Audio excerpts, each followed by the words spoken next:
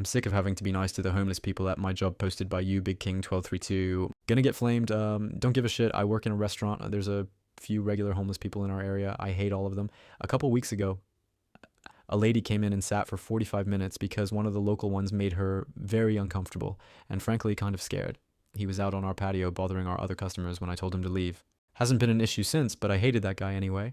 He'd always come ask for water at our water station, and then he'd keep coming over throughout the day and keep using it. He'd get some water, then go out on the patio and bother our customers asking for money or cigarettes. Would never say thank you, and he smelled like shit. I was so glad for the excuse to finally get rid of him.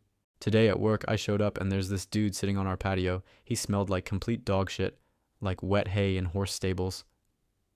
Before I got there, our manager asked him to move from the inside patio to the more open outside one. I clocked in, went to the back, and by the time I came out front, he came into our bathroom. We have two private ones that lock behind you that says occupied or not. OF, he doesn't lock it behind himself, but my other bitch-ass coworkers are non-conformational and didn't tell him no.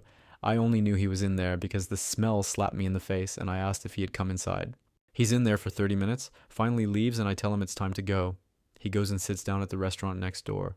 But the smell was awful. Had to lock up that bathroom and sweep plus mop because there was dirt and his smell everywhere.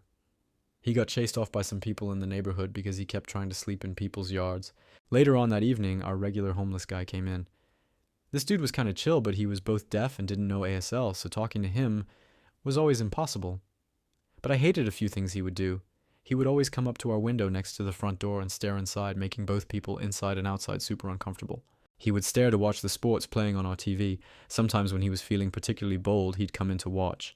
Our old team lead wouldn't say anything, so it set a precedent from before I joined. This guy would stand in the dining area, stinking up the place.